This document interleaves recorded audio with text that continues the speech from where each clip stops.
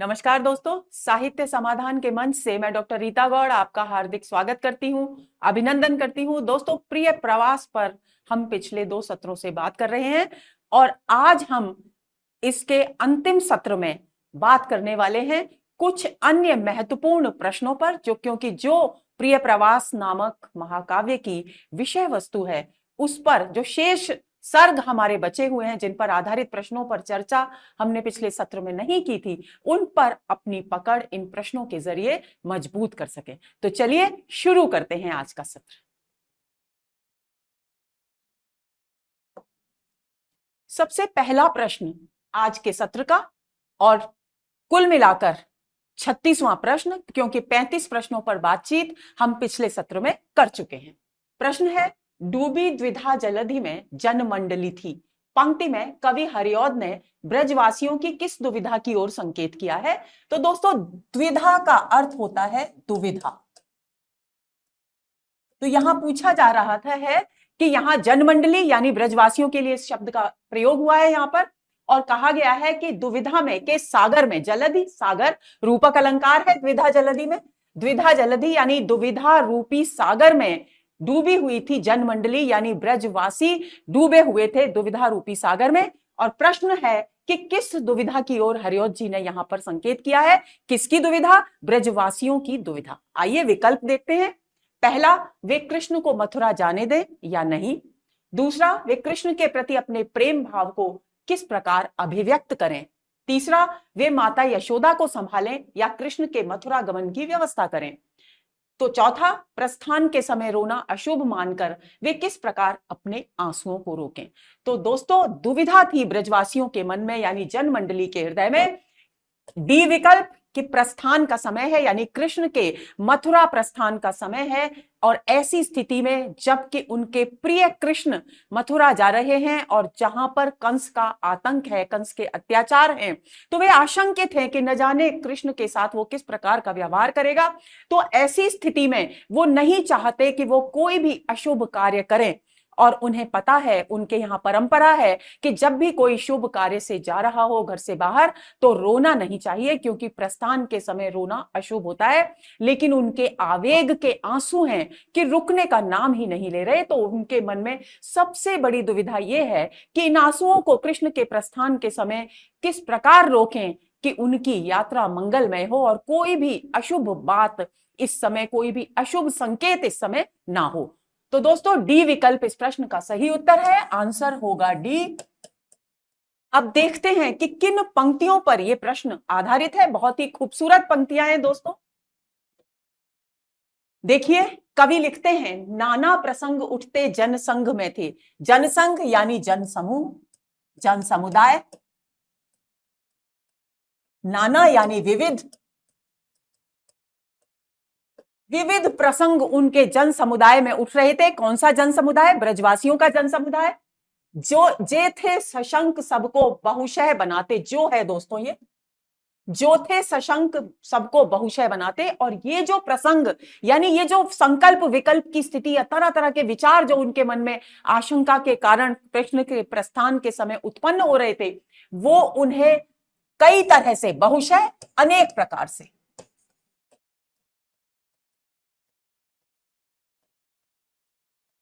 सशंक बना रहे थे, शंका से युक्त बना रहे थे। यानी कवि संकेत कर रहे हैं कि तरह तरह की आशंकाएं उनके मन में उत्पन्न हो रही थी। था सूखता अधर, और उन शंकाओं के कारण जो बेचैनी, जो व्याकुलता उनके हृदय में थी, उसके कारण उनके अधर सूख रहे थे बेचैनी और व्याकुलता के कारण। और कपता कलेजा, और उनका जो हृदय था वो उन आशंकाओं से प्रभावित होकर कांप रहा था। वे आशंकित थे कि कृष्ण कैसे भी करके पता नहीं किस प्रकार के व्यवहार का वहां सामना करेंगे, लेकिन वे चाहते थे कि किसी भी प्रकार कृष्ण वापस गोकुल सकुशल लौट आए। चिंता अपार चित्त में चिनगी लगाती, और ये जो तरह तरह की आशंकाएं थी, इनसे चिंता उत्पन्न हो रही थी, और वो उनके मन में चिनगी यानी चिनगारी लगा देती थी। यानी इसका मतलब क्या हुआ? इसका मतलब हुआ कि उनके मन में इन चिंताओं के, इनकी चिंताएं और अधिक बढ़ती जाती थी, चिनगारी लग जाती थी, चिंता बढ़ जाती थी, यानी बहुत अधिक उद्विग्न हो जाते थे। आगे, रोना महा अशुभ जान प्रयाण काल। प्रयाण यानी प्रस्थान, प्रस्थान के समय रोना अशुभ है, ऐसी परंपरा थी उनके यहाँ, ऐसा कहा जाता था, ऐसी मान्यता थी।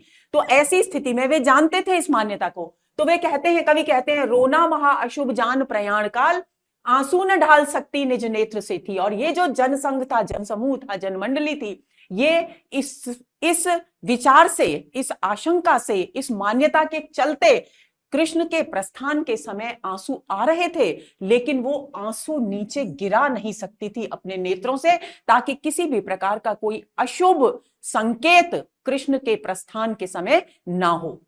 रोए बिना न क्षण भी मन मानता था। लेकिन देखिए दुविधा कैसी है कि एक तरफ आंसू आ रहे हैं, उनको रोकना पड़ रहा है, और दूसरी तरफ उनमें, उनके चित्त में चिंता, उद्विग्नता, तरह तरह की आशंकाएं इतनी ज्यादा है कि एक क्षण के लिए भी उनका मन रोए बिना नहीं मानता था, क्योंकि उनके हृदय पर इतना भार था, इतना बोझ था, जो बिना अश्रु गिराए हल्का हो ही नहीं सकता था। लेकिन विडंबना ये थी, विवशता ये थी कि वे कृष्ण के प्रस्थान के समय कोई भी अशुभ कार्य नहीं करना चाहते थे। डूबी द्विधा जलधि में जनमंडली थी, और ये पंक्ति जिस पर आधारित है प्रश्न, कि इस प्रकार की दुविधा के सागर में, दुविधा रूपी सागर में ब्रज जनमंडली डूबी हुई थी। तो ये हुआ इस प्रश्न की आधारभूत पंक्तियां। उम्मीद करती हूं कि प्रश्न का उत्तर आपको समझ में आ गया होगा, और इन पंक्तियों पर आधारित यदि कोई अन्य प्रश्न भी पूछा जाए तो आप उसका सही जवाब दे सकेंगे। आगे चलें, अगला प्रश्न। कृष्ण जब मथुरा गमन के लिए सदन से निकले तब उनके साथ कौन नहीं था? विकल्प राधा, स्वजन, अक्रूर या नंद। मथुरा जाने के लिए सदन, सदन का अर्थ होता है घर, भवन। जब कृष्ण घर से निकले तो उनके साथ कौन नहीं था? तो उनके साथ राधा नहीं थी। स्वजन यानी उनके जो आत्मीय जन थे वे थे। अक्रूर जी के साथ तो वो जा ही रहे थे, और नंद जी स्वयं अक्रूर के साथ कृष्ण और बलराम को लेकर के गए थे। तो ऐसी स्थिति में ए विकल्प इस प्रश्न का सही उत्तर है। और ये प्रश्न आधारित है इन पंक्तियों पर। आई बेला हरिगमन की, छा गई खिन्नता सी, थोड़े ऊंचे नलिन पति हो, जा छिपे पादपों में। नलिन पति यानी सूर्य, पादपों में यानी वृक्षों में।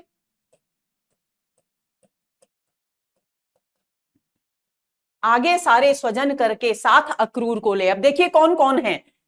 स्वजन यानी अपने स्वजनों को साथ लेकर, अक्रूर को साथ ले, धीरे धीरे सजनक, सजनक, जनक का मतलब होता है पिता, यानी पिता के साथ।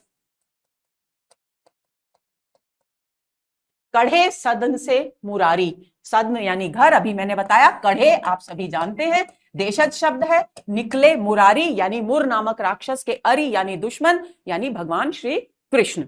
तो इन पंक्तियों पर आधारित है, तो यहां कहीं भी राधा का जिक्र नहीं हुआ है, इसलिए इस प्रश्न का सही उत्तर होगा ए। अगले प्रश्न पर आते हैं। मेरे प्यारे कुंवर मुझसे आज न्यारे न हुए, यह कथन अक्रूर से किसने कहा? विकल्प है माता यशोदा ने, नंद बाबा ने, आभीर वृद्ध ने, या राधा ने। तो दोस्तों सी विकल्प इस प्रश्न का सही उत्तर है। आभीर एक जाति थी जो कि वहां गोकुल में निवास किया करती थी, और इसके द्वारा, इन आभीरों के भावोद्गारों के द्वारा कवि ये बताना चाहते हैं कि कृष्ण क्योंकि समदर्शी थे, उनकी दृष्टि में कोई भेदभाव नहीं था, चाहे अमीर हो या गरीब, चाहे कोई किसी भी समुदाय, किसी भी वर्ण, किसी भी जाति, किसी भी धर्म को मानने वाला हो, उनकी दृष्टि में सभी समान थे, और सभी की कृपा दृष्टि, सभी के प्रति स्नेह का भाव समान रूप से वे रखा करते थे। तो ये कथन इस बात का प्रतीक है। तो इस प्रश्न का उत्तर होगा सी। बहुत ही मर्मस्पर्शी पंक्तियां हैं दोस्तों, जिन पर आधारित है ये प्रश्न। देखिए, रोता धोता विकल बनता एक आभीर बूढ़ा, आभीर जाति का एक बूढ़ा रोता हुआ वहां पर आया, विकल, व्याकुल था बहुत बुरी तरह से। कृष्ण के प्रस्थान की सूचना उसको व्याकुल कर रही थी।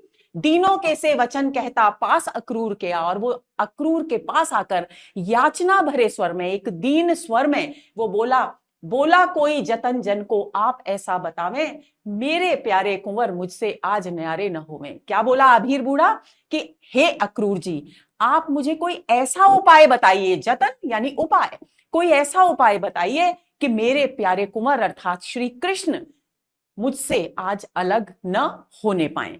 तो बहुत ही मर्मस्पर्शी पंक्तियां, और इन पंक्तियों पर आधारित है ये प्रश्न। आगे चलते हैं। आगे की पंक्तियां बहुत ही महत्वपूर्ण है दोस्तों। मैं बूढ़ा हूं, अब देखिए किस प्रकार के उद्गार है एक आभीर वृद्ध के। मैं बूढ़ा हूं, यदि कुछ कृपा आप चाहें दिखाना, कि मैं बुजुर्ग हूं, मेरी उम्र हो गई है और मैं नहीं चाहता कि कृष्ण यानी मेरे कुंवर को आप मुझसे अलग करें, क्योंकि कहने का अभिप्राय क्या हुआ कि यही मेरे एकमात्र अवलंब हैं, यही मेरे एकमात्र सहारे हैं।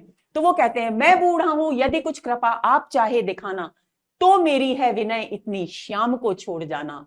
हा हा सारी ब्रज अवनी का प्राण है लाल मेरा, क्यों जिएंगे हम सब उसे आप ले जाएंगे जो। अब वो कहते हैं कि मेरी इतनी प्रार्थना है, अगर आप मेरी उम्र का लिहाज करके मेरी एक बात माने, मेरी विनती माने, तो मैं बुजुर्ग हूं, इसलिए आप श्याम जो हम सबके सहारे हैं उनको यहीं छोड़ जाएं। क्यों? क्योंकि हाहा यानी विलाप करना, यह विलाप सूचक शब्द है। वो कहते हैं कि ये जो प्राण है लाल मेरा, ये सारी ब्रज भूमि, अवनी यानी पृथ्वी होता है, और पृथ्वी से यहां पर ब्रज शब्द जुड़ा हुआ है, तो ब्रज की पृथ्वी यानी ब्रज भूमि की ओर संकेत है कि ये जो मेरा लाल है अर्थात मेरे श्री कृष्ण है, वो इस ब्रज भूमि के प्राण हैं। इनके जाते ही ये सारी की सारी भूमि निष्प्राण हो जाएगी, बेजान हो जाएगी। क्यों जिएंगे हम सब उसे आप ले जाएंगे जो, यदि आप उसे अपने साथ ले जाएंगे तो भला हम सब किसके सहारे जिएंगे, फिर हम जीवित ही क्यों रहेंगे, क्योंकि हमारे जीने का एक ही उद्देश्य है, कृष्ण का सानिध्य, कृष्ण का संपर्क। आगे वो कहता है रत्नों की है न तनिक कमी, आप ले रत्न ढेरों, कि रत्नों की हमारे पास कोई कमी नहीं है, आप चाहें तो कृष्ण को तो छोड़ दें, लेकिन रत्न ढेरों ले जाएं, सोना चांदी सहित धन भी गाड़ियों आप ले लें, आप जितना सोना चांदी चाहिए आप गाड़ियों भर भर के ले लें, गायें ले लें। देखिए गोकुल की प्राण थी गायें और कृष्ण की बहुत आत्मीय थी गायें, लेकिन फिर भी वो व्यक्ति, वो आभीर वृद्ध ये कह रहा है कि गायें ले लें, कि आप हमारे गोधन भी ले लें, जो कि उनकी पहचान थी। गज तुरग भी ले लें, गज मतलब हाथी, तुरंग मतलब घोड़ा, हाथी और घोड़े जो हमारे पास हैं वो भी ले लें, आप ले लें अनेकों, कई ले लें, एक नहीं कई ले लें। लेवे मेरे न निज धन को, हाथ में जोड़ता हूं, लेकिन मैं हाथ जोड़कर एक विनती करता हूं आपसे कि आप मेरे अपने धन को अर्थात श्री कृष्ण को मुझसे किसी भी स्थिति में दूर न करें, उसे अपने साथ न ले जाएं। दोस्तों प्रश्न पूछा जा सकता है इस पर कि इस पंक्ति में निज धन किसे कहकर संबोधित किया गया है, तो ये आपका उत्तर होगा कृष्ण को। अगले प्रश्न पर आते हैं। धीरे धीरे सुपवन बहे स्निग्ध हो अंशुमाली, प्यारी छाया विटप वितरे शांति फैले वनों में, बाधाएं हो शमन पथ की दूर हो आपदाएं, प्रिय प्रवास में उक्त पंक्तियां किसकी हैं? विकल्प है नंद बाबा, वृषभानु, वृद्धा या यशोदा मैया। तो दोस्तों ये कृष्ण के प्रस्थान मथुरा गमन की समय की पंक्तियां हैं। जब कृष्ण प्रस्थान कर रहे हैं उस समय यशोदा मैया के द्वारा कहे गए कथन है ये। और देखिए इनका अर्थ समझ लेते हैं कि यशोदा क्योंकि मां है और मां का हृदय बहुत व्यथित है कि उनका प्यारा लाडला कृष्ण मथुरा जा रहा है, और वो भी वहां पर किसके निमंत्रण पर? कंस के निमंत्रण पर, तो बहुत आशंकित हैं। जिस प्रकार ब्रज की जनमंडली आशंकित है, उसी प्रकार यशोदा मैया भी माता होने के कारण आशंकित है।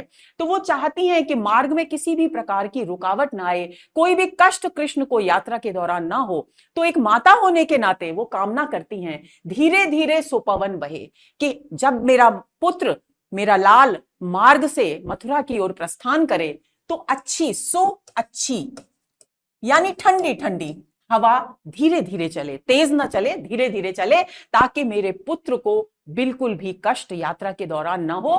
बहे स्निग्ध हो अंशुमाली, और अंशुमाली यानी सूर्य, और सूर्य की जो किरणें, सूर्य का जो ताप है वो भी उस समय ना लगे। क्यों? क्योंकि सूर्य की किरणें भी कोमल हो जाएं, स्निग्ध कोमल। प्यारी छाया विटप वितरे, और मार्ग में राह के दोनों ओर जो वृक्ष लगे हुए हैं वे सभी विटप यानी वृक्ष, सभी उनके मार्ग को छायादार बनाएं, छाया को वितरित करें, छाया को फैलाएं, शांति फैले वनों में, और वनों में कहीं कोई उत्पात न हो, कोई हिंसा न हो, सब ओर शांति व्याप्त हो, ताकि मेरे पुत्र, मेरे लाल आसानी से आनंद पूर्वक, सुविधा पूर्वक मथुरा पहुंच सकें। बाधाएं हो शमन पथ की, और मार्ग में जो भी बाधाएं हो शमन यानी वे शांत हो जाएं, यानी निर्विघ्न यात्रा हो मेरे पुत्र की, ऐसी कामना करती हैं, ऐसी प्रार्थना करती है यशोदा मैया। दूर हो आपदाएं, और जितने भी आपदाएं यानी जो संकट हैं वे सब भी दूर हो जाएं प्रिय प्रवास में, ये पंक्तियां। और इसकी चौथी पंक्ति है दोस्तों, यात्रा तेरी सुफल सुतो क्षेम से गेह आओ। और फिर अंत में कामना करती हैं कि हे पुत्र, सुत पुत्र को कहा जाता है, कि हे पुत्र तुम्हारी यात्रा सफल हो और तुम क्षेम यानी कुशलता पूर्वक,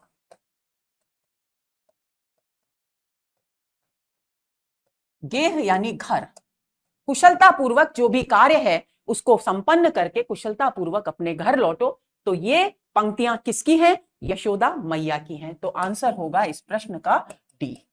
अगला प्रश्न, धीरे धीरे दिन गत हुआ पद्मिनी नाथ डूबे। पंक्तियां प्रिय प्रवास के किस सर्ग की पंक्तियां हैं?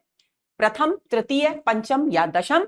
तो दोस्तों ये सी विकल्प इस प्रश्न का सही उत्तर है, पंचम सर्ग की पंक्तियां हैं। कंठस्थ कर लेंगे, बहुत ही महत्वपूर्ण पंक्तियां हैं। जितनी महत्वपूर्ण पंक्तियां प्रिय प्रवास की प्रथम पंक्ति है, दिवस का अवसान समीप था, गगन था कुछ लोहित हो चला, उतनी ही महत्वपूर्ण है पंचम सर्ग की ये पंक्ति, धीरे धीरे दिन गत हुआ यानी दिन बीत गया, पद्मिनी नाथ डूबे, पद्मिनी नाथ का अर्थ है सूर्य, यानी सूर्यास्त हो गया। तो ये पंचम सर्ग की पंक्तियां हैं, और यहां पर इसका अंश पूरा दिया हुआ है, धीरे धीरे दिन गत हुआ पद्मिनी नाथ डूबे, दोषा आई, दोषा मतलब रात्रि, सूर्यास्त के बाद रात्रि आती है, आप सभी जानते हैं। दोषा आई फिर गत हुई यानी वो रात्रि भी बीत गई, दूसरा बार आया, दूसरा दिन आ गया, यानी एक दिन पूरा कृष्ण के प्रस्थान के बाद बीत गया। यों ही बीती विपुल घड़ियां, और ऐसे ही विपुल यानी बहुत सारी इसी प्रकार घड़ियां बीत गई, बहुत सारे दिन बीत गए, कोई आया ना मधुपुर से, और इतना लंबा समय बीत गया, लेकिन मधुपुर यानी मथुरा नगरी से न तो कोई आया और न गोपाल आए और ना ही कृष्ण लौटे। ये संकेत है इन पंक्तियों के द्वारा कि किस प्रकार कृष्ण के जाने के बाद उनकी प्रतीक्षा कर रहा है पूरा का पूरा ब्रज जन समुदाय, और उनमें व्याकुलता है। एक एक घड़ी गिन करके वे काट रहे हैं और उम्मीद कर रहे हैं कि कब किस पल कृष्ण आते हैं। तो हर पल उनकी प्रतीक्षा तीव्र से तीव्र होती जा रही है, लेकिन बहुत लंबा समय बीत गया पर गोपाल यानी श्री कृष्ण नहीं आए। तो इस प्रश्न का सही उत्तर होगा सी। अगला प्रश्न, षष्ठम सर्ग की विषय वस्तु संबंधित है कृष्ण के मथुरागमन से, ब्रजवासियों द्वारा की जा रही कृष्ण की प्रतीक्षा से, राधा के विरह से, या प्रकृति की पीड़ा से। तो दोस्तों जो छठा सर्ग है उसका उत्तर है बी, क्योंकि पांचवें सर्ग में कृष्ण मथुरा चले जाते हैं, उसके बारे में हम पढ़ चुके हैं। छठे सर्ग से वे निरंतर उनकी प्रतीक्षा करते हैं, और यही पूरे छठे सर्ग में यहां वर्णित किया गया है। उनकी हर दिन की जा रही, हर पल की जा रही कृष्ण की प्रतीक्षा, उनकी बढ़ती व्याकुलता, उनकी द्विग्नता, उनकी बढ़ती आशंकाएं, उन सभी का कवि ने बहुत ही मर्मस्पर्शी चित्र प्रस्तुत किया है, और आंसर इस प्रश्न का होगा बी। अगला प्रश्न, उत्सुकों की मंडली प्रतिदिन कई कोस तक पैदल क्यों जाती थी? विकल्प है कृष्ण का आगमन देखने के लिए, गायें चराने के लिए, कृष्ण के साथ बिताए क्षणों को उन स्थानों पर पुनः जीने के लिए, कृष्ण की याद में व्याकुल गायों को लौटा लाने के लिए। तो दोस्तों ए विकल्प इस प्रश्न का सही उत्तर है। कई कोस तक उत्सुक युवक जो थे, उनकी मंडली कई कोस तक पैदल मथुरा के रास्ते पर चली जाती थी, ये देखने के लिए कि कहीं कृष्ण आ तो नहीं रहे, कहीं उनका रथ आता हुआ तो नहीं दिख रहा। यदि आता हुआ दिखे तो वे दौड़कर सारे ब्रजवासियों को सूचना दे दें, ताकि अवसाद और निराशा के सागर में डूबे, आशंकाओं के सागर में डूबे ब्रजवासी आनंद और उल्लास से भर उठें। तो ए विकल्प इस प्रश्न का सही उत्तर है। अब ये पंक्तियां हैं जिन पर आधारित है वो प्रश्न।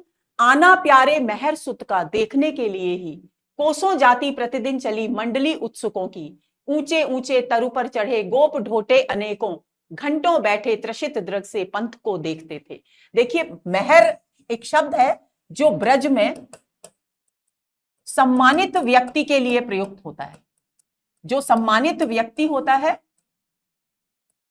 उसके लिए मेहर शब्द का प्रयोग किया जाता है। तो यहां पर मेहरसुत यानी सम्मानित पुत्र है कृष्ण, लेकिन फिर भी सम्मानित हैं ब्रजवासियों की दृष्टि में। तो अपने सम्मानित पुत्र का आना देखने के लिए कि वो आ रहे हैं या नहीं, यानी उनकी प्रतीक्षा करने के लिए उत्सुकों की मंडली कोसों तक पैदल चली जाती थी। और कुछ युवक कुछ गोप और कुछ ढोटे यानी पुत्र, उन गोपों के पुत्र क्या करते थे, ऊंचे ऊंचे वृक्षों पर चढ़कर दूर तक देखते थे मथुरा की ओर से आने वाले मार्ग पर कि कहीं कृष्ण का रथ आ तो नहीं रहा। घंटों बैठे और वो घंटों उसी तरह से मार्ग पर कुछ कुछ वृक्षों की शाखाओं पर, ऊंचे ऊंचे वृक्षों पर बैठे होते थे और तृषित यानी प्यासे,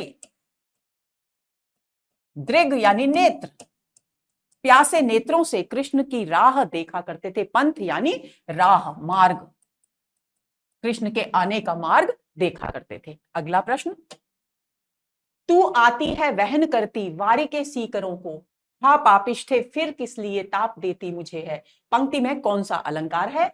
राधा का कथन है दोस्तों, ये विरह से व्याकुल हैं राधा जी कृष्ण के विरह में, और वे पवन को कहती हैं, संबोधित करके ये पंक्ति कहती हैं कि तू तो वारी यानी जल, सीकर यानी बिंदु, जल बिंदुओं को तू तो लेकर के आती है, यानी यमुना नदी को स्पर्श करती हुई आती है। तो यमुना नदी को स्पर्श करते समय तेरे साथ में यमुना के जल के बिंदु भी आ जाते हैं, लेकिन फिर भी जब तू मुझे स्पर्श करती है तो हे पापिनी, हे पापिष्ठे यानी हे पापिनी, तू किस प्रकार मुझे अग्नि यानी ताप देती है, यानी मुझे जलाती है, यानी जल के बिंदुओं को लेकर आ रही है, यानी शीतलता है उसमें, लेकिन फिर भी ताप दे रही है। तो कौन सा अलंकार होगा?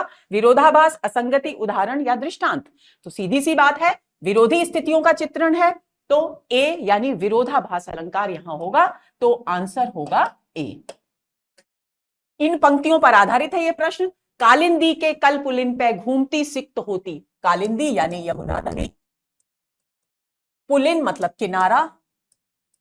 वायु से कह रही है राधा जी कि तुम कालिंदी यानी यमुना नदी के किनारे घूमती हो, और जब घूमती हो और जल का स्पर्श करती हो तुम सिक्त यानी गीली भी हो जाती हो जल से। प्यारे प्यारे कुसुम चय को चूमती गंध लेती, और मार्ग से जब इस गोकुल की ओर आती हो यमुना नदी के जल का स्पर्श करते हुए, तो मार्ग में जितने भी सुंदर सुगंधित पुष्प हैं उनके कुसुम चय यानी समूह, उन फूलों के समूह को, उनके गुच्छे को चूमती हुई, उनकी गंध को, उनकी खुशबू को अपने भीतर समेटती हुई तू आती है वहन करती वारी के सीकरों को, यानी तू जब आती है तो उसमें फूलों की सुगंध भी होती है तेरे साथ, और तेरे साथ यमुना नदी के जल के कण भी होते हैं। तो वारी के सीकरों को यानी जल बिंदुओं को लेकर भी आती है। हा पापिष्ठे फिर किस लिए ताप देती है तू, लेकिन कितनी पापिनी है तू पवन कि तू फिर भी इतनी सिक्तता, इतनी शीतलता साथ में लेकर आती है, क्योंकि सुगंध का स्वभाव भी शीतलता प्रदान करना होता है। तो दो दो शीतलताएं तेरे पास हैं, यमुना के जल की और पुष्पों की सुगंध की, उसके बाद भी तू मुझे उत्तप्त करती है, मुझे ताप करती है, यानी मेरी विरह वेदना को बढ़ाती है। ताप देने का अर्थ है विरह वेदना को बढ़ाना।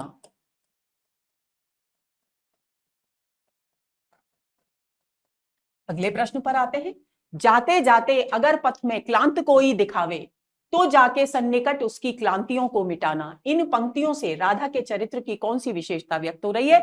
पंक्तियों को समझ लेते हैं। पवन से ही कह रही हैं दोस्तों, प्रिय प्रवास का पवन दूती प्रसंग बहुत ही महत्वपूर्ण है।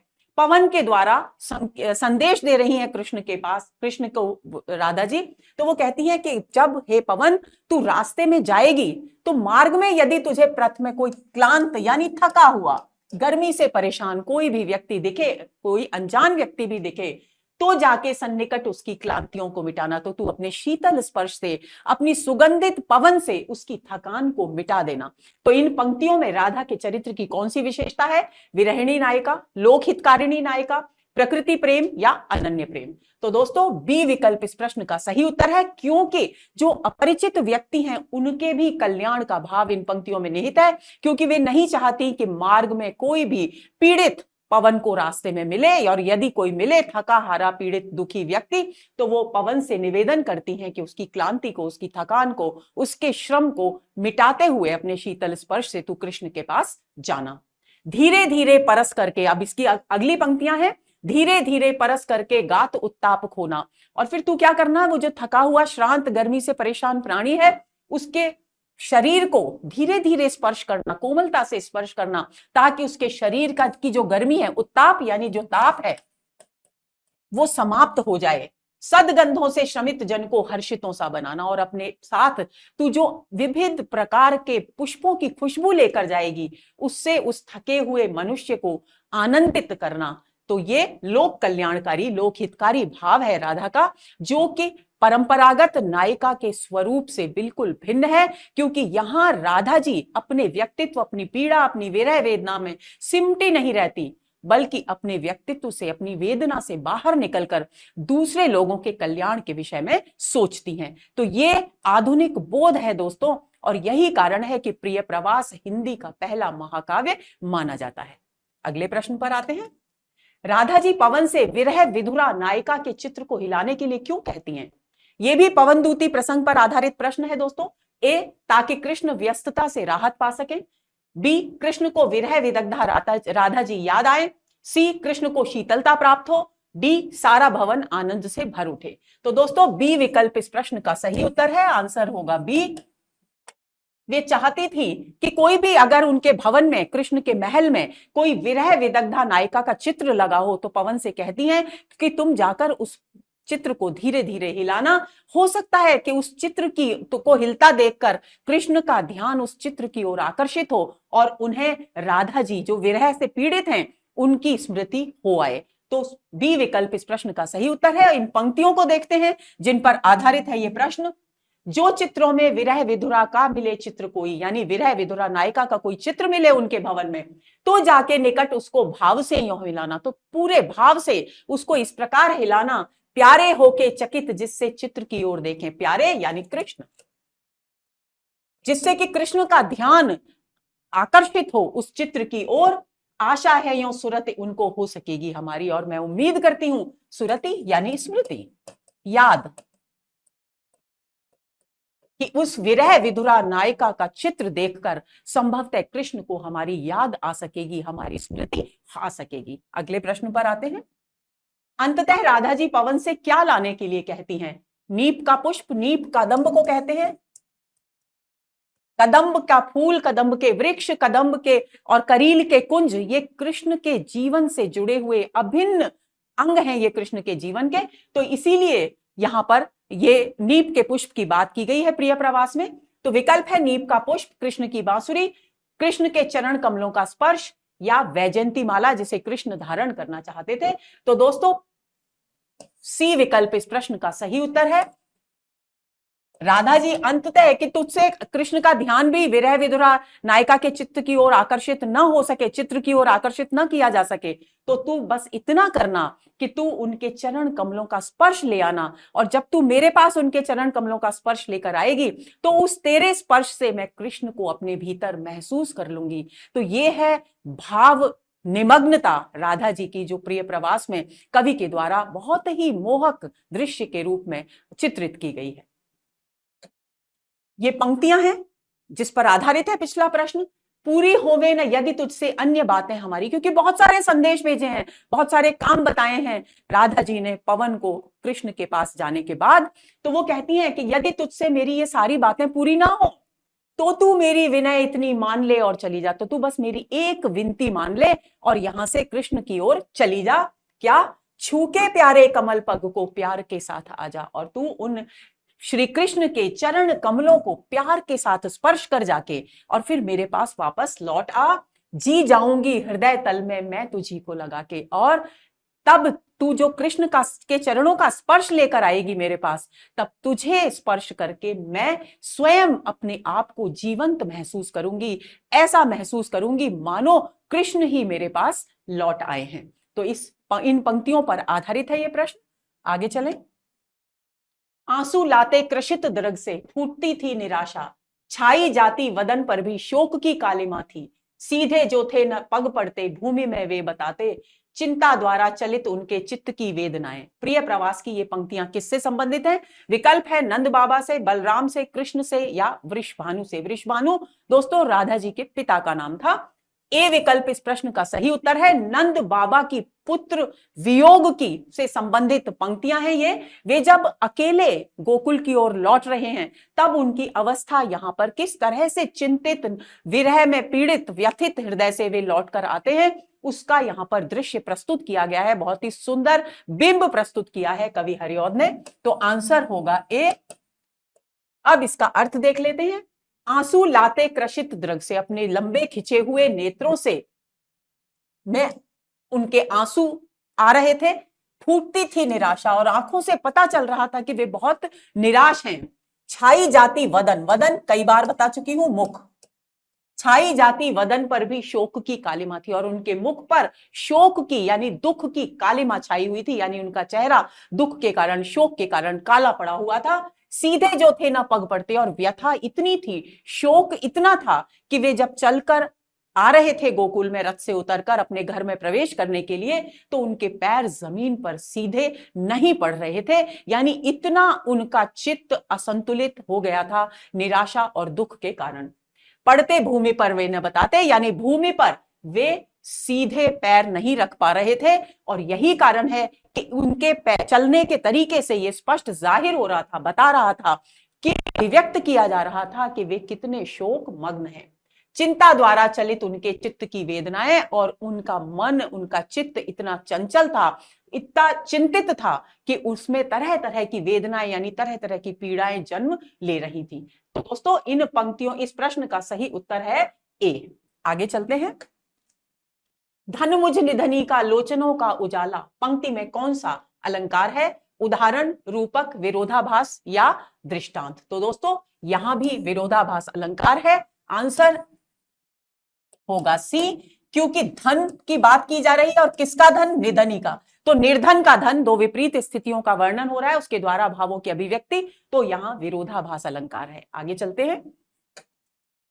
वह परम अनूठे रत्न आ ले गया था, पंक्ति में वह शब्द किसकी ओर संकेत किया गया है? कंस, कृष्ण, अक्रूर या उद्धव? तो दोस्तों सी विकल्प इस प्रश्न का सही उत्तर है। यहां वह शब्द के माध्यम से अक्रूर जी की ओर संकेत किया गया है। क्यों? क्योंकि कृष्ण का जो अद्भुत, ब्रज का, गोकुल का जो अनूठा, अद्भुत, अनुपम रत्न था वो थे श्री कृष्ण, और उन्हीं को अक्रूर जी आकर के ले गए थे कंस के निमंत्रण पर। तो वह के द्वारा अक्रूर जी की ओर संकेत किया गया है। अगला प्रश्न, काला काला ब्रज अवनि में शोक का मेघ छाया, पंक्ति से किस ओर संकेत किया गया है?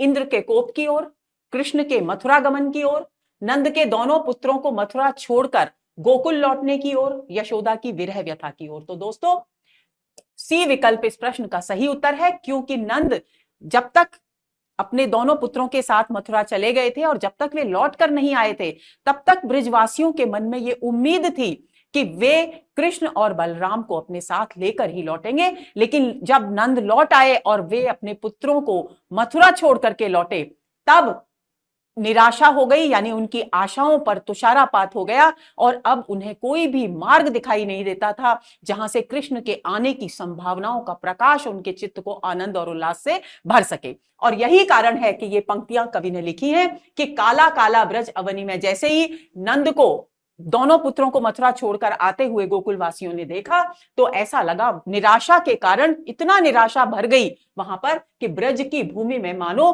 काले काले बादल छा गए हों। तो सी विकल्प इस प्रश्न का सही उत्तर है।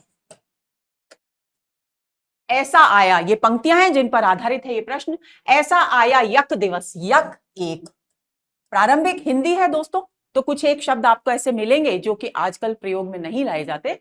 ऐसा आया यक दिवस जो था महामर्म वेदी, धाता ने हो दुखित भव के चित्रितों को विलोका, धीरे धीरे तरणे निकला कांपता दगद होता, काला काला ब्रज अवनि में शोक का मेघ छाया। कवि कहते हैं कि एक दिन ब्रज भूमि में ऐसा आया जो बहुत ही मर्म भेदी था, यानी हृदय को फाड़ देने वाला था, मर्म को स्पर्श करने वाला था। क्या दिन आया? धाता, ऐसा लगा उस दिन जब मर्म भेदी दृश्य उत्पन्न हुआ, यानी नंद पर अपने दोनों पुत्रों को मथुरा छोड़कर लौटे, तो ऐसा लगा मानो विधाता ने दुख से भरे हुए संसार के सारे नागरिकों की ओर दुख से भर करके देखा हो, विलोका यानी देखा। धीरे धीरे तरणी निकला, और जब सूर्योदय हुआ तरणी सूर्य। और क्योंकि वेदना प्रिय प्रवास की एक खास बात है कि ब्रज की जो पीड़ा है, ब्रजवासियों की जो पीड़ा है, उसे प्रकृति के कण कण में महसूस करते हैं कवि और उसी का चित्रण करते हैं। तो उन्हें लग रहा है कि इतना ज्यादा मर्मभेदी दृश्य उत्पन्न हो गया कि सूर्य भी मानो मर्मभेदी दृश्य को देख करके व्यथित हो गया, पीड़ा से भर गया। और यही कारण है कि वो धीरे धीरे निकला और ऐसा धीरे धीरे उसने अपनी किरणों का प्रसार शुरू किया, मानो वो भी कृष्ण के वियोग में जल रहा हो, कांपता हुआ, दग्ध होता हुआ, जलता हुआ। क्योंकि कृष्ण सूर्य में ताप स्वभावतः होता है, तो कल्पना कर रहे हैं कवि कि मानो सूर्य भी जब धीरे धीरे निकल रहा था तो ऐसा प्रतीत हो रहा था मानो सूर्य की भी व्यथा बहुत अधिक है। और यही कारण है कि वो उस विरह के, कृष्ण के विरह के उत्ताप के कारण कांपता हुआ, जलता हुआ ऊपर की ओर उठ रहा है, यानी उदित हो रहा है। काला काला ब्रज अवनी में मेघ का वेद मेघ छाया। देखिए इस यहां पर भी विरोधाभास अलंकार है। कैसे? एक ओर तो सूर्योदय की बात की जा रही है और दूसरी ओर काले काले शोक के मेघों के छाने की बात की जा रही है। उज्ज्वलता और कालिमा दोनों का यहां दो विरोधी स्थितियां हैं, दोनों का यहां चित्रण किया गया है। तो ऐसी स्थिति में विरोधाभास अलंकार यहां भी है। आगे चले। आते ही वे निपतित हुई छिन्न मूला लतासी। पंक्ति में किसके भूमि पर गिरने की बात कही गई है? राधा जी, यशोदा मैया, धेनुए या गोपियां? तो दोस्तों बी विकल्प इस प्रश्न का सही उत्तर है, क्योंकि जब कृष्ण और बलराम को मथुरा छोड़कर नंद बाबा लौटते हैं तो उन्हें अकेला देखकर, मूर्छित होकर, अपने पुत्रों को उनके साथ न देकर मूर्छित होकर यशोदा मैया निपतित यानी गिरना। छिन्न मूला लतासी उपमा अलंकार है।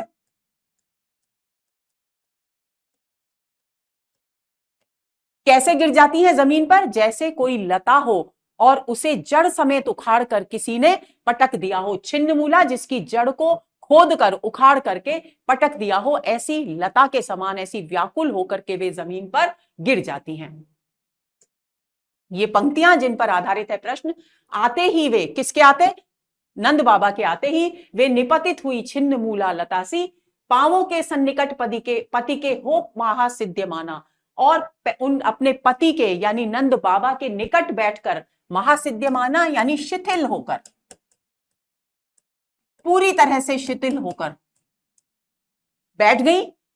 संज्ञा आई, लेकिन कुछ समय बाद जब उन्हें संज्ञा यानी होश, जब उनको होश आया, उनकी स्थिति थोड़ी स्थिर हुई, फिर जब उन्हें यत्न द्वारा जनों के, क्योंकि जब वो ऐसे शिथिल होकर के गिर पड़ी, लगभग मूर्छित हो गई, तब लोगों ने उन्हें अनेक प्रकार के यत्नों से वापस से होश में उनको लाया गया। रो रो हो विकल पति से यो व्यथा साथ बोली, और वो रोते हुए व्याकुलता के साथ दुख से भरकर अपने पति से इस प्रकार बोली। तो इन पंक्तियों पर आधारित है पहला प्रश्न। आगे चलें।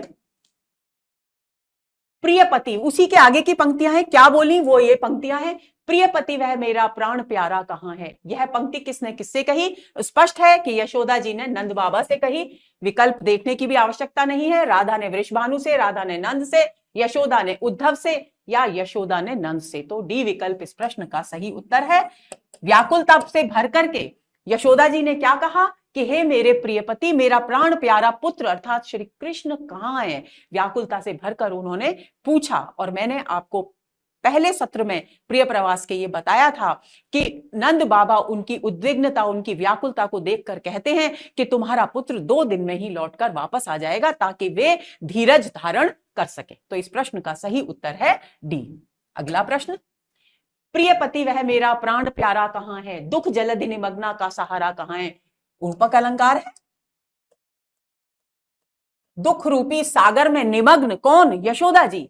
दुख जलधि निमग्ना किसको कहा गया है? यशोदा जी को कहा गया है।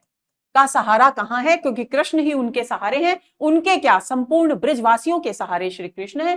अब तक जिसको मैं देख के जी सकी हूं, वह हृदय हमारा नेत्र तारा कहां है? कि अब तक मैं जिसको देखकर, अपनी आंखों के सामने देख देख कर अब तक जीवन जीती रही हूं, वो मेरा हृदय, मेरा कलेजा, मेरे मन का, मेरे हृदय का टुकड़ा, मेरी आंखों का तारा कहां है? ये प्रश्न उन्होंने नंद बाबा से पूछा। अगले प्रश्न पर आते हैं। उद्धव के रथ को आता देखकर ब्रज की जनमंडली वियोग विदग्धा क्यों हो गई? यान में उद्धव को देखकर, यान में बलराम को देखकर, यान में कृष्ण बलराम को देखकर, या उपर्युक्त सभी विरह से व्याकुल क्यों हो गई? ए विकल्प इस प्रश्न का सही उत्तर है।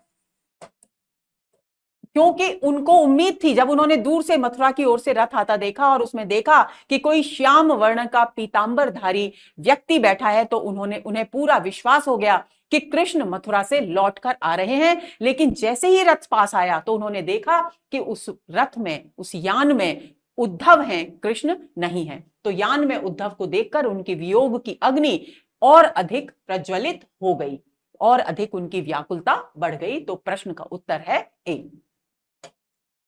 प्रिय प्रवास के नवम सर्ग में किस प्रसंग का वर्णन किया गया है?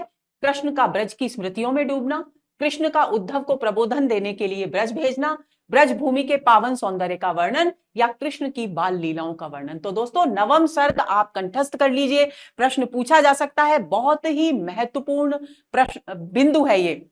देखिए कृष्ण जब मथुरा में है, ब्रज की स्मृतियों में डूबे हुए हैं, क्योंकि वे चाहकर भी मथुरा के राज कार्य को छोड़ करके वहां नहीं जा रहे, गोकुल वासियों से, ब्रजवासियों से मिलने नहीं जा रहे, तो वे स्मृतियों में डूब रहे हैं। ये बात बिल्कुल सही है।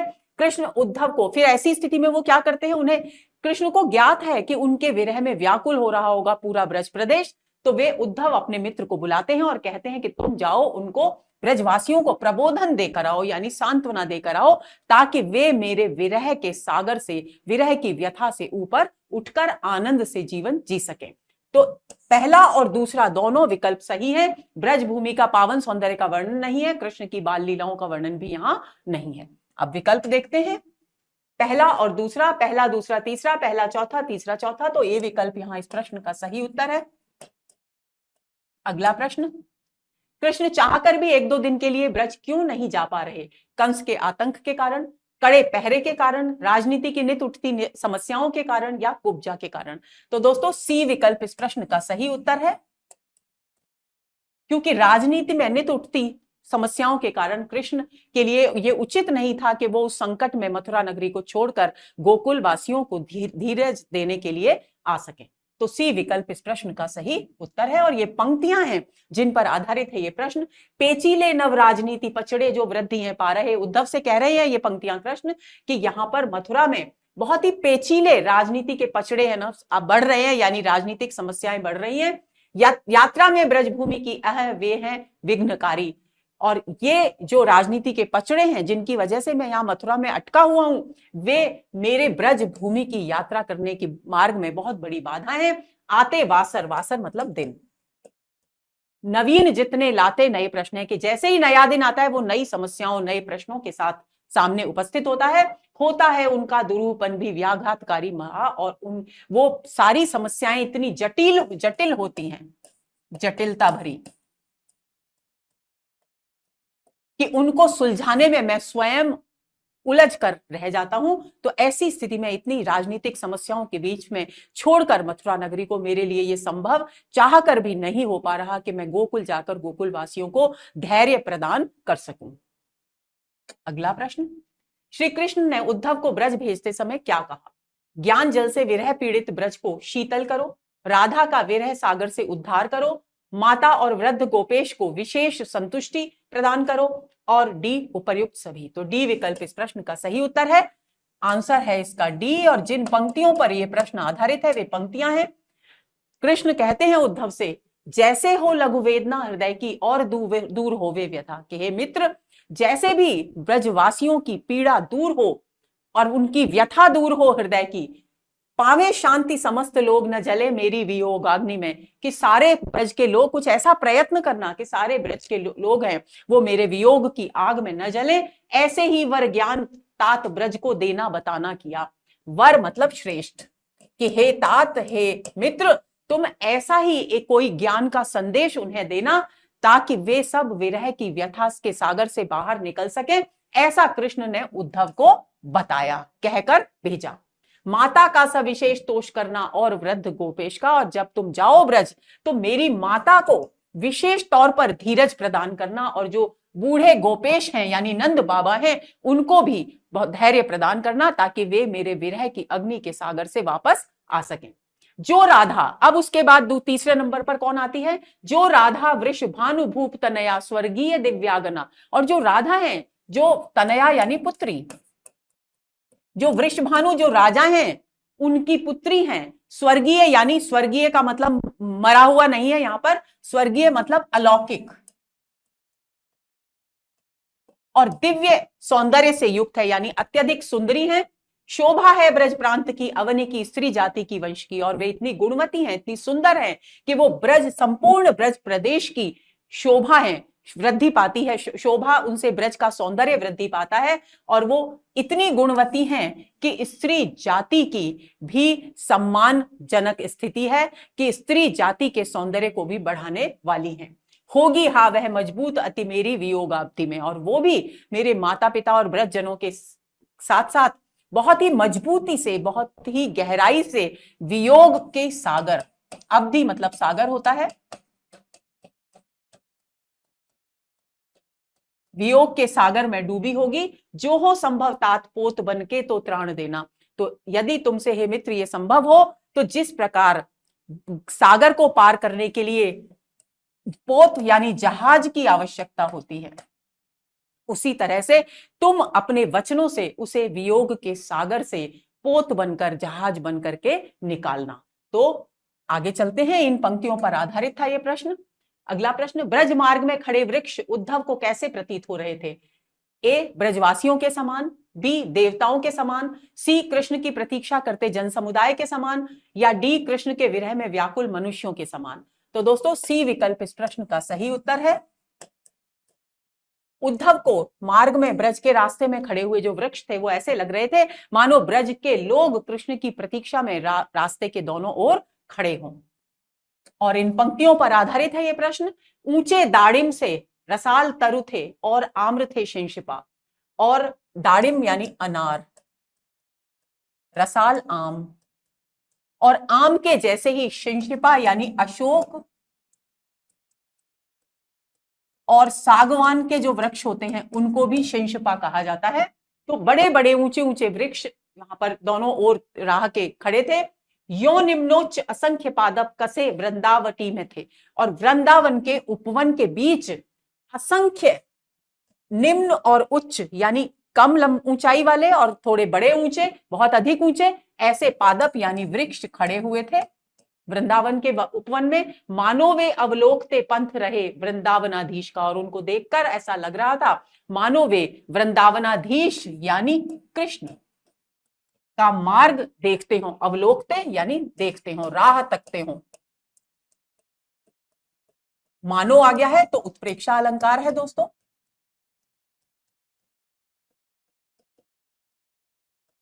ऊंचा शीश उठा अपार जनता के तुल्य उत्कंठ हो, और वे क्योंकि सब ऊंचे ऊंचे थे तो ऐसा लग रहा था मानो अपार जनता ऊपर सिर उठाकर, क्योंकि हम ऊपर सिर कब करते हैं? जब हम बहुत उत्सुकता से किसी की प्रतीक्षा कर रहे होते हैं। तो ऐसी स्थिति में इसके द्वारा, ऊंचा शीश उठा शब्दों के द्वारा कवि संकेत कर रहे हैं उनकी उत्सुकता की, कृष्ण के आगमन की प्रतीक्षा में वो कितने व्यग्र हैं, कितने व्याकुल हैं, इस ओर यहां संकेत किया जा रहा है। तो इस पर आधारित है ये प्रश्न। आगे चले।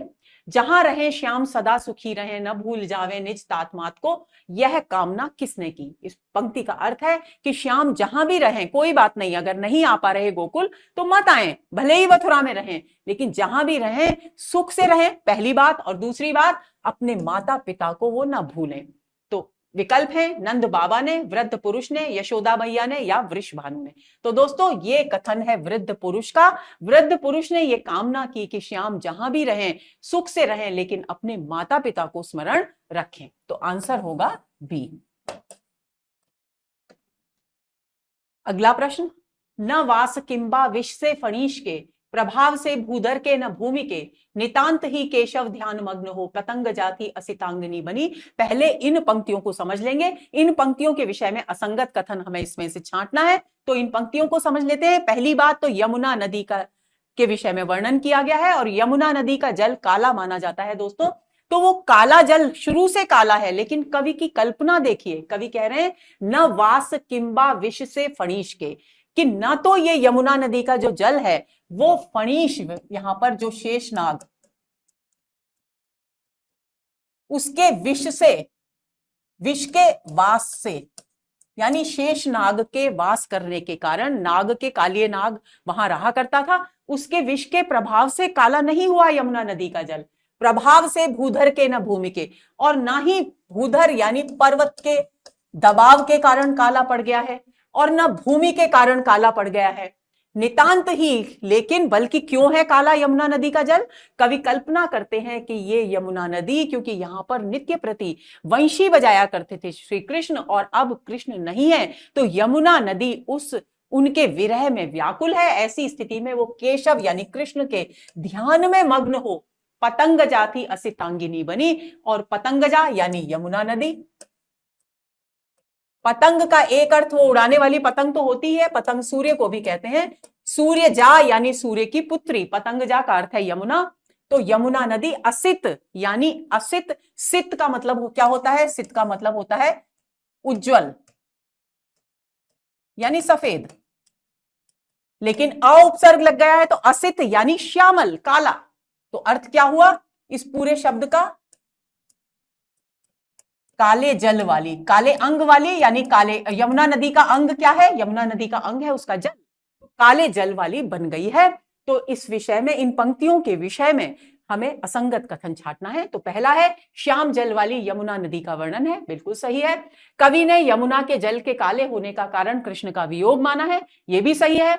इन पंक्तियों में यमुना नदी के करील कुंजों के सौंदर्य का वर्णन किया गया है, पतंगजा इसमें करील के कुंजों का वर्णन नहीं किया गया है। तो दोस्तों यही असंगत कथन है, पतंगजा शब्द यमुना नदी के लिए प्रयुक्त हुआ है, यह कथन भी बिल्कुल सही है। तो इस प्रश्न का सही उत्तर है सी। अगला प्रश्न, उद्धव को ग्राम में देखकर ब्रजवासियों के मन में कौन सा प्रश्न बार बार उठ रहा था? यह अपने साथ श्याम को क्यों नहीं लाए? ब्रज के अनूठे रत्न तो वह पहले ही ले जा चुका, अब ये कौन सा रत्न लेने ब्रज आए हैं? क्या ये नंद बाबा को अपने साथ ले जाएंगे या फिर क्या ये कृष्ण के उपहार लेकर आए हैं? तो दोस्तों बी विकल्प इस प्रश्न का सही उत्तर है। इस पंक्ति से संबंधित प्रश्न हम पहले भी हल कर चुके हैं। ब्रजवासियों ने जब उद्धव को देखा तो वे सोचने लगे कि पहले ही अक्रूर तो वह तो आकर के हमारे अनूठे रत्नों को यानी कृष्ण और बलराम को ले जा चुका, अब ये उद्धव यहां कौन सा रत्न लेने के लिए आए हैं? तो इस प्रकार का प्रश्न बार बार उनके चित्त में उत्पन्न हो रहा था। तो इस प्रश्न का सही उत्तर होगा बी। और इन पंक्तियों पर आधारित है यह प्रश्न। पल पल अकुला के दीर्घ संदिग्ध होके, जो ब्रजवासी थे उद्धव को देखकर हर क्षण व्याकुल हो रहे थे, अकुला के यानी व्याकुल हो रहे थे, दीर्घ संदिग्ध होकर, और उनके मन में शंका, संदेह, संदिग्धता बहुत अधिक बढ़ती चली जा रही थी। विचलित चित्त से थे सोचते ग्रामवासी, और ग्रामवासी विचलित मन से निरंतर सोचते थे क्या? वह परम अनूठे रत्न आ ले गया था कि वह यानी अक्रूर, वह कौन है? अक्रूर। इस संबंध में प्रश्न कर चुके हम। अक्रूर परम अनूठे रत्न यानी कृष्ण और बलराम। प्रश्न पूछा जा सकता है परम अनूठे रत्न के द्वारा किसकी ओर संकेत है? तो कृष्ण और बलराम की ओर संकेत है। अब यह ब्रज आया कौन सा रत्न लेने? अब हमारे रत्नों को तो ये पहले ही ले जा चुके, वह व्यक्ति पहले ले जा चुका, लेकिन अब ये यहां से कौन से रत्न लेने आया है? अगले प्रश्न पर आते हैं। प्यारे जीवे पुलकित रहे औ बने भी उन्हीं के, ढाई नाते वदन दिखला एकदा और देवे। पंक्तियों के विषय में असत्य कथन है। पहला, यह कथन नंद बाबा ने उद्धव से कहा। दूसरा, यह कथन यशोदा मैया ने उद्धव से कहा। तीसरा, इन पंक्तियों में यशोदा मैया ने स्वयं को कृष्ण की धाय बताया है। चौथा, इन पंक्तियों में यशोदा जी कामना करती हैं कि कृष्ण जीवित और प्रसन्न होकर देवकी के पास रहें, बस मुझे एक बार अपना मुख दिखा दें। तो दोस्तों इन पंक्तियों का अर्थ है, पहली बात तो यह है कि ए विकल्प इस प्रश्न का सही उत्तर है, क्योंकि ये इस पंक्ति के लिए असंगत कथन है। यहां यशोदा जी कह रही हैं कि प्यारे जीवें, कि मेरा जो प्रिय पुत्र है वो जीवित रहे, पुलकित रहे, सुख से आनंद से रहे, और बने भी उन्हीं के, और देवकी के बन जाएं, क्योंकि पुत्र तो वो देवकी के हैं, लेकिन मैंने उनका पालन पोषण किया है, मैं उनकी धाय मां हूं, तो इसी नाते एक बार मुझे आकर अपना मुख अवश्य दिखला दें, वदन मुख। अब देखिए ये असंगत कथन है, बाकी तीनों कथन इस पंक्ति के विषय में पूर्णतः सत्य हैं। यह कथन यशोदा मैया ने उद्धव से कहा है, यह बात भी सही है। इन पंक्तियों में यशोदा मैया ने स्वयं को कृष्ण की धाय बताया है, यह भी सही है। और इन पंक्तियों में यशोदा जी कामना करती हैं कि कृष्ण जीवित और प्रसन्न होकर देवकी के पास रहें, बस मुझे एक बार अपना मुख दिखा दें। तो दोस्तों ए विकल्प इस प्रश्न का सही उत्तर है। अगला प्रश्न, उद्धव से मिलन के समय नंद को कृष्ण से जुड़ा कौन सा प्रसंग याद आया? ए कालिया नागमर्दन, बी गोवर्धन धारण, सी यमुना में डूबने से नंद को बचाना, या डी माखन चोरी। तो सी विकल्प इस प्रश्न का सही उत्तर है। और ये प्रश्न इन पंक्तियों पर आधारित है। नंद बाबा उद्धव से कहते हैं, मेरे प्यारे कुंवर वर ने ज्यों सुनी कष्ट गाथा कि एक बार मैं यमुना नदी में डूब गया था, तो मेरे प्यारे कुंवर ने, मेरे पुत्र ने यानी कृष्ण ने, वर मतलब श्रेष्ठ, मेरा जो श्रेष्ठ पुत्र है कृष्ण, उसने जैसे ही मेरे कष्ट की बात सुनी, दौड़े आए तरणि तनया मध्य तत्काल डूबे, और वे दौड़कर यमुना नदी के किनारे आए। तरणि यानी सूर्य और तनया यानी पुत्री यानी यमुना नदी के बीच तत्काल कूद गए। यत्नों द्वारा पुलिन पर ला प्राण मेरा बचाया, और बहुत प्रयत्न करके पुलिन यानी किनारे पर मुझे लाकर लिटा दिया और मेरे प्राणों की इस प्रकार रक्षा की। कर्तव्यों से चकित करके कुल के मानवों को और उनका इस प्रकार का कार्य देखकर किनारे पर जितने भी व्याकुल लोग, नंद के डूबने के कारण जो व्याकुल थे वे खड़े थे, उन सबको अपने इस कार्य से आश्चर्यचकित कर दिया। आगे चले, अगला प्रश्न 63, सलिल प्लावन से जिस भूमि का सदैव होकर रक्षण था किया, आज वही ब्रज की धरा नयन नीर प्रवाह निमग्न है। पंक्तियों में किस प्रसंग की ओर संकेत किया गया है? देखिए दोस्तों, यहां कहा गया है, कवि कह रहे हैं कि सलिल का अर्थ होता है जल, जल का प्लावन यानी जल का बहुत अधिक बढ़ना यानी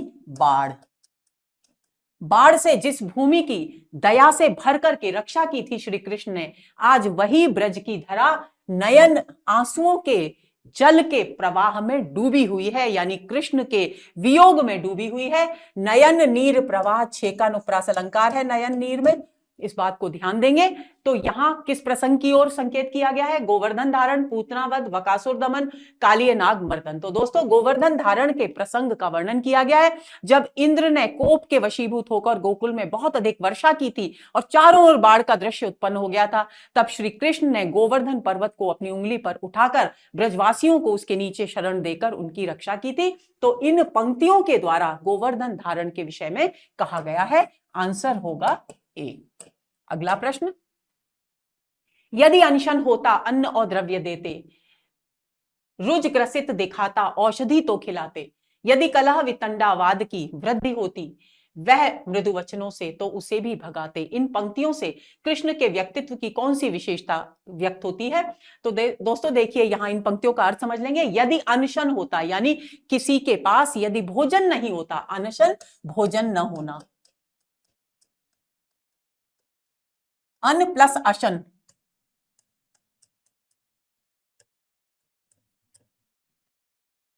तो अनशन होता तो अन्न और द्रव्य देते, यानी किसी के पास यदि खाने के लिए भोजन नहीं था तो उसे वे अनाज और धन देते ताकि वो भरपेट भोजन कर सुख से जीवन व्यतीत कर सके। रुज ग्रसित दिखता और कोई रोगी, रुज यानी रोग से ग्रस्त यानी रोगी प्राणी दिखता तो उसे औषधि दिलवाकर उसको स्वस्थ करने का प्रयत्न करते। यदि कलह वितंडावाद की दृष्टि होती और यदि समाज में कहीं भी गांव में कलह बढ़ता, आपसी बहसबाजी बढ़ती, अपने अब तर्कवाद बढ़ता, तो वे क्या करते? अपने कोमल वचनों से उसे भी दूर करते थे। तो इन पंक्तियों से रासलीला बिल्कुल नहीं, लोकोपकार बिल्कुल, दिव्य शक्ति संपन्नता बिल्कुल नहीं, और वीरता भी बिल्कुल नहीं, यानी बी विकल्प इस प्रश्न का सही उत्तर है।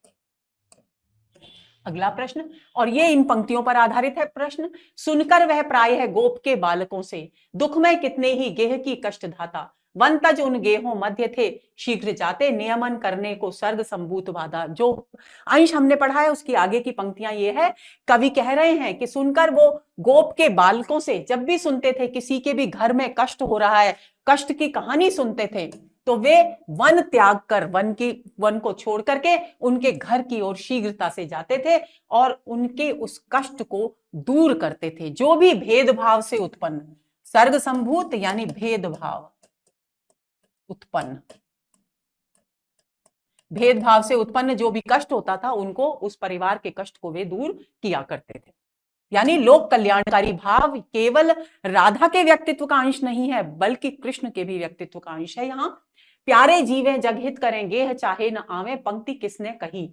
यशोदा मैया ने, नंद बाबा ने, राधा जी ने या ललिता ने? तो दोस्तों सी विकल्प इस प्रश्न का सही उत्तर है। राधा जी की पंक्तियां हैं ये, और इन पंक्तियों पर आधारित है ये प्रश्न।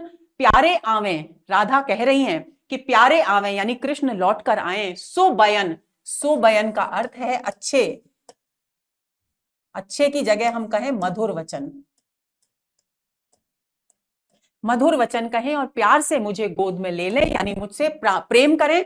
ठंडे होवे नयन, और उनके दर्शन पाकर मेरे जो नेत्र हैं वो शीतलता प्राप्त करेंगे। दुख हो दूर, और मेरा वियोग का दुख है वो दूर होगा, और मैं मोद यानी आनंद को प्राप्त कर सकूंगी। आगे की पंक्तियों में वो क्या कहती हैं? ए भी है भाव मम उर के, कि मेरे मन में ये भाव भी है कि प्रियतम लौट आए, कृष्ण लौट आए और मुझसे प्रेम पूर्ण व्यवहार करें, ताकि मैं आनंद प्राप्त कर सकूं, वियोग की पीड़ा से मुक्त हो सकूं। और ए भाव भी है, लेकिन दूसरे एक क्षण ये भाव आता है, लेकिन दूसरे एक क्षण क्या भाव आता है?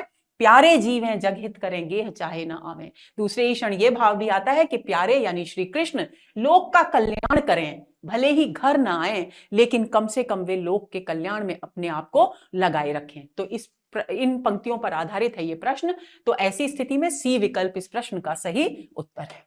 अगला प्रश्न, प्रिय प्रवास के षोडश सर्ग में किस भक्ति का चित्रण किया गया है? ए निर्गुण भक्ति, बी प्रेम भक्ति, सी नवधा भक्ति, डी दास्य भक्ति। तो दोस्तों सी विकल्प इस प्रश्न का सही उत्तर है। 16वें अध्याय में नवधा भक्ति का चित्रण है प्रिय प्रवास की, इस बात को भूलेंगे नहीं। आंसर है सी। ये पंक्तियां हैं श्रवण कीर्तन, ये नवधा भक्ति के 9 तत्व माने गए हैं। श्रवण कीर्तन वंदन दास्ता, यानी सुनना, ईश्वर के गुणगान को सुनना, कीर्तन करना, वंदन ईश्वर की वंदना करना, उनको दास्य भाव से अपने आप को समर्पित कर देना, स्मरण उनको याद करना, आत्मनिवेदन अपने आप को पूरी तरह अर्पित करना, अर्चना पूजा करना सहित, और सख्य भाव से पाद सेवन उनकी सेवा करना। इन सब से निगदितता यानी युक्त प्रभु की नवधा भक्ति है। आगे चलें। नवधा भक्ति का संदेश प्रिय प्रवास में किसने दिया? राधा ने, उद्धव ने, नंद ने या कृष्ण ने? तो दोस्तों ए विकल्प इस प्रश्न का सही उत्तर है। क्योंकि आपको ध्यान रखना है, कंफ्यूज नहीं होना है। आपके मन में आ सकता है कि उद्धव उत्तर होगा, लेकिन उद्धव उत्तर क्यों नहीं है? क्योंकि उद्धव ज्ञान के उपासक थे, भक्ति के, सगुण भक्ति के नहीं थे।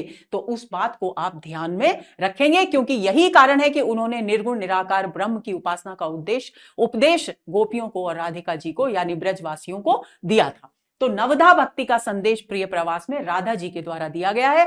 ये पंक्तियां हैं, विश्वात्मा जो परम प्रभु है, रूप तो हैं उसी के। वो नवधा भक्ति का वर्णन करती हुई राधा जी कहती हैं कि विश्व जो है, संपूर्ण विश्व, उसकी आत्मा में यानी उसके कण कण में जो कुछ भी दिखाई देता है वो उस परम प्रभु के भिन्न भिन्न रूप ही हैं। सारे प्राणी, सारे जितने भी संसार में प्राणी हैं, सरी यानी जो सरोवर हैं, गिरि पर्वत हैं, लताएं हैं, बेलें हैं और नाना प्रकार के वृक्ष हैं, रक्षा पूजा उचित उनका यत्न सम्मान सेवा, भावोपेता परम प्रभु की भक्ति सर्वोत्तमा है। उनकी रक्षा का प्रयास करना, उनकी पूजा करना और उनका सम्मान, उचित सम्मान और उनकी सेवा करना, ये सब वास्तव में, ये सारे के सारे भावों से युक्त वास्तव में भक्ति ईश्वर की, प्रभु की सर्वोत्तम भक्ति का रूप है। यानी यहां भक्ति में भी किसको महत्व दिया गया है? लोक कल्याण। और लोक कल्याण में केवल सजीव शामिल नहीं है बल्कि निर्जीव भी शामिल हैं। यानी जो कुछ भी सृष्टि में है उसके प्रति आत्मीयता का भाव, उसके प्रति समर्पण का भाव, उसके प्रति प्रेम का भाव यहां महत्वपूर्ण माना गया है। आगे चलें। प्रिय प्रवास के सप्तदश सर्ग में ब्रज में किस संवाद के आने का वर्णन किया गया है? ए कृष्ण द्वारा कंस का वध, बी जरासंध का मथुरा आगमन, सी ए और बी दोनों, या डी कृष्ण रुक्मिणी विवाह। तो दोस्तों सी विकल्प इस प्रश्न का सही उत्तर है, क्योंकि प्रिय प्रवास के 17वें सर्ग में ब्रज में किस संवाद के आने का वर्णन है? 2 संवाद आते हैं। एक तो कृष्ण के द्वारा कंस का वध कर दिया गया है, दूसरी बात मगध का राजा जरासंध है दोस्तों, ये जरासंध बार बार मथुरा पर आक्रमण कर उनको, मथुरा वासियों को पीड़ित कर रहा है। 2 समाचार यहां पर आए, तो आंसर सी है। ये पंक्तियां हैं जिन पर आधारित है प्रश्न। बीते थोड़ा दिवस ब्रज में एक संवाद आया, कन्याओं से निधन सुन के कंस का कृष्ण द्वारा लड़कियों से, बालाओं से उनको सूचना मिली कि कृष्ण ने कंस का वध कर दिया है। जाना ग्रामोपुर नगर को फूंकता, और यह भी जाना, क्या जाना उस संवाद से, कि नगर को फूंकता यानी जलाता, और पृथ्वी को कपाता, पृथ्वी को कंपायमान करता। सारी सेना सहित अपनी पूरी विशाल सेना के साथ मथुरा है जरासंध आता। जरासंध जो मगध का राजा है, अत्याचारी राजा है, वो मथुरा नगरी में आ रहा है। अगले प्रश्न पर आते हैं। प्रिय प्रवास के सप्तदश सर्ग में कवि ने राधा के व्यक्तित्व की किस विशेषता को उद्घाटित नहीं किया है? विश्व प्रेम, सेवा भाव, लोक सेवा और वृक्ष कीटकादि की रक्षा का भाव, कृष्ण की लीला वर्णन। तो दोस्तों विश्व प्रेम है, सेवा भाव है, लोक सेवा और वृक्ष के और सृष्टि के जितने भी कीट पतंग हैं उन सब की रक्षा का भाव वहां अभिव्यक्त हुआ है, लेकिन कृष्ण की लीलाओं का वर्णन वहां पर नहीं हुआ है। तो आंसर इसका होगा डी। अगला प्रश्न, तेरा होना विकल शुभ के बुद्धिमत्ता नहीं है, क्या प्यारे की वदन छवि तू इंदु में न है न पाती। इन पंक्तियों में राधा जी किसे उद्बोधन दे रही हैं? विपन्ना ब्रजबाला को, यशोदा मैया को, एक गोपिका को, या फिर स्वयं को। तो दोस्तों ए विकल्प इस प्रश्न का सही उत्तर है। मैंने आपको बताया था कि प्रिय प्रवास की नायिका यानी राधा जी के व्यक्तित्व की एक खास बात है कि वे विरह के वियोग में डूबी हैं, लेकिन वे विरह के वियोग में निरंतर निमग्न नहीं रहती, बल्कि अपने वियोग के सागर से बाहर निकलकर दूसरों के जो कृष्ण के विरह की व्यथा है उसको दूर करने का प्रयास करती हैं। तो इसी दौरान उन्हें एक बहुत ही कृष्ण के विरह में व्याकुल बाला दिखाई देती है, और उस बाला को तसल्ली देती हैं, सांत्वना देती हैं राधा जी, और कहती हैं तेरा होना विकल शुभ के बुद्धिमत्ता नहीं है। सुभगे यानी हे सुंदर बाला, हे सुंदर भाग्य वाली, तू जो इस प्रकार से कृष्ण के वियोग में व्याकुल हो रही है, ये तेरी बुद्धिमानी नहीं है, क्योंकि कृष्ण किसके का मुख किसके समान है? चंद्रमा के समान है। तो तुझे तो क्या प्यारे की बदन छवि तू इंदु में है ना पाती, कि तुझे जब भी कृष्ण की स्मृति आए तू चंद्रमा की ओर, इंदु का मतलब होता है चंद्रमा, चंद्रमा की ओर देख लिया कर। क्या तुझे चंद्रमा में उन प्यारे यानी श्री कृष्ण की बदन यानी मुख की सुंदर छवि दिखाई नहीं देती? तो इन पंक्तियों के द्वारा वे विपन्ना बाला की पीड़ा को, विरह की व्यथा को दूर करने का प्रयास कर रही हैं। तो इस प्रश्न का सही उत्तर होगा ए। तो दोस्तों ये हुआ हमारा आज का सत्र। उम्मीद करती हूं कि प्रिय प्रवास की विषय वस्तु पर अब आपकी पकड़ बहुत अधिक मजबूत हो गई होगी। अगले सत्र का बेसब्री से इंतजार कीजिए। नमस्कार।